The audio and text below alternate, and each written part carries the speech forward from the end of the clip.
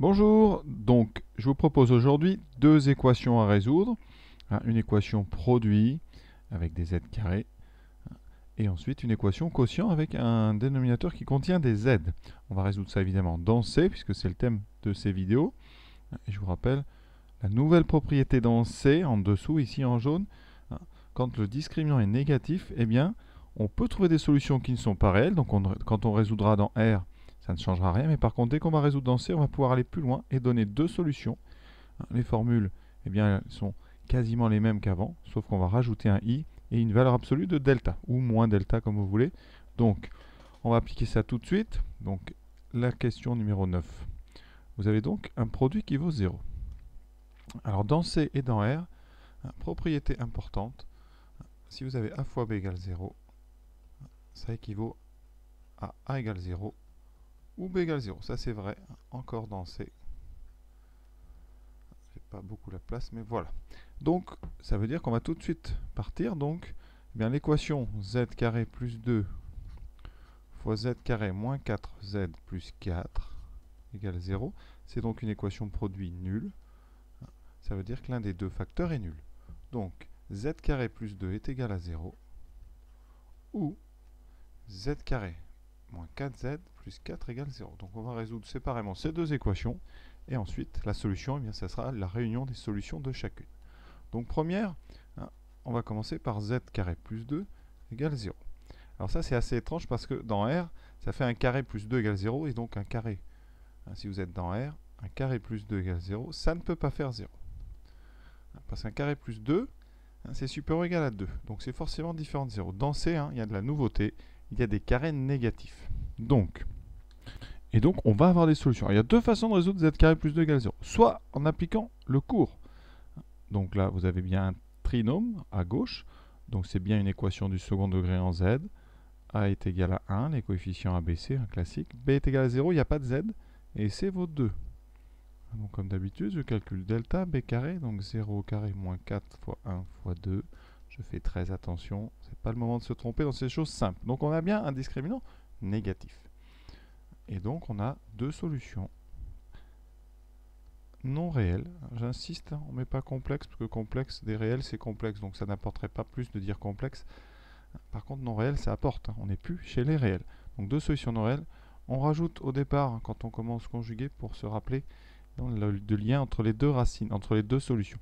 Donc la première, z1 moins b, donc moins b ça fait 0. Donc ici, vous aurez moins i racine carrée de moins delta ou valeur absolue, ce qui fait racine carrée de 8. Divisé par 2a, on n'oublie pas. Voilà. Alors, racine de 8, c'est 2 racines de 2, donc ça fait 2i racine de 2 sur 2. Il reste moins i racine de 2. Pour la deuxième, eh bien, ça sera donc, je rappelle, le conjugué de la première, c'est donc i racine de 2. Donc voilà, première méthode. Donc ici, on va rappeler, comme ça on n'oubliera pas pour la fin.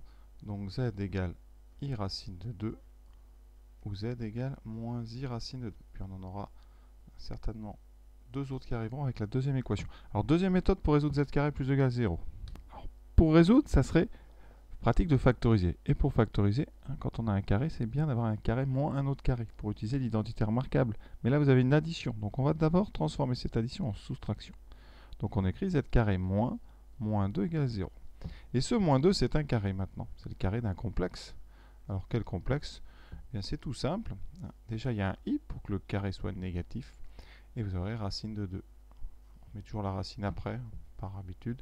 Voilà. Et donc ça donne ceci. Et là, vous pouvez factoriser, ce qui donne z moins i racine de 2 fois z plus i racine de 2. Et donc, produit nul, vous trouverez z égale i racine de 2 ou z égale moins i racine de 2. Voilà. C'est donc la deuxième façon de faire. Après, plus rapide, il y en a qui vont faire comme ça, z carré égale moins 2. Donc, z carré égale i racine de 2 au carré, et donc il faudra bien penser à prendre les deux racines, i racine de 2 et moins i racine de 2. Voilà pour la première. La deuxième, donc z carré moins 4z plus 4. Alors z carré moins 4z plus 4, pour les habitués, c'est une identité remarquable. Alors après, tout le monde ne voit pas les identités remarquables, mais ceux qui la voient, c'est z moins 2 au carré, et donc ça veut dire qu'il n'y a qu'une solution, c'est z égale 2. Donc ici, alors z égale 2, ça s'appelle ici une solution double, parce qu'elle la factorisation apparaît au carré ici. Pour ceux qui ne voient pas les identités remarquables, et vous avez tout à fait le droit, eh bien c'est une équation ici du second degré. A égale 1, B égale moins 4, C égale 4. On calcule donc le discriminant. B carré, donc moins 4 au carré, moins 4 fois 4. On va très doucement. Moins 4 au carré, ça fait plus 4, donc ça fait 16 moins 16. Et vous trouvez 0. Ça, c'est un cas classique. Une solution réelle, dite double, hein, entre parenthèses. D'accord. Et donc, cette solution, ça sera Z0. Alors, les solutions doubles, par habitude, on les met Z0. Alors, si c'est déjà pris, vous l'appelez Z3, il n'y a pas de problème.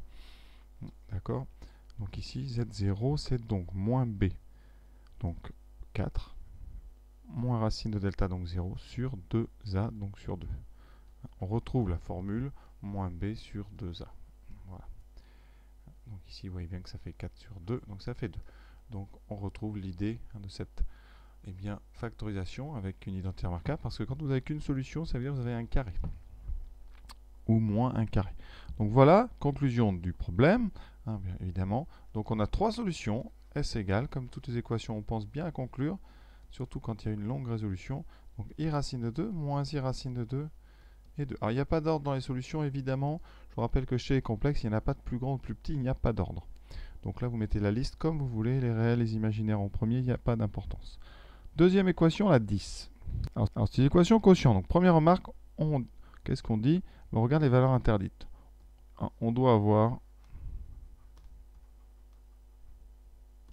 Z différent de 2. D'accord? Donc ici, on travaille donc dans toute cette résolution.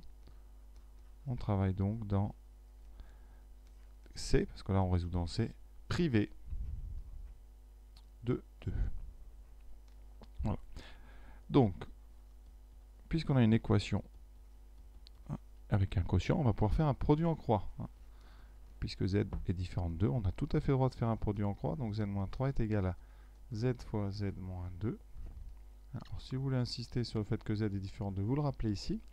Et là, on va tout développer et tout mettre du même côté. Donc Z-3 égale Z2 moins 2Z. Je vais tout mettre à droite. Donc ça veut dire qu'on aura à droite Z2 moins 2Z moins Z, donc moins 3Z plus 3. Et donc le égal 0, je le mets tout de suite là.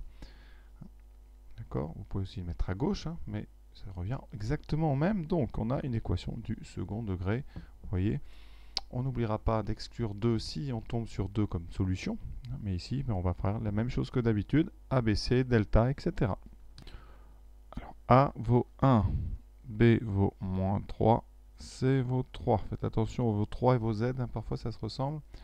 Donc ça c'est nos 3 coefficients. Delta c'est B carré, donc moins 3 au carré, moins 4 fois 1 fois 3. Ce qui donne ici plus 3 au carré, donc 9, moins 12. Donc on trouve moins 3. Moins 3 c'est négatif, donc delta est négatif. Deux solutions non réelles conjuguées. Première solution, Z1, moins B, donc 3, moins I racine de, donc moins delta, c'est-à-dire 3, sur 2A sur 2. Ça donne pas grand-chose de plus. On peut le laisser comme ça, remarquez. Si vous voulez mettre sous une forme un petit peu plus algébrique, ça fait 3 demi moins I racine de 3 sur 2. Mais c'est pas très intéressant. Et donc la deuxième, c'est Z2, c'est le conjugué de Z, donc 3 demi plus I racine de 3 sur 2. On pense à conclure. Donc ici, je vais faire ça en bas, j'ai un petit peu de place. Les solutions de cette équation. Alors, Z1 et Z2, on vérifie, sont bien différents de 2. C'est important parce que 2, c'est une valeur interdite. Donc, on peut accepter ces nombres-là comme solution. Donc, S égale, si vous leur avez donné des noms, dans la conclusion, vous pouvez rappeler Z1, Z2. Ça évite de recopier. Voilà, j'espère que j'ai été clair. À bientôt.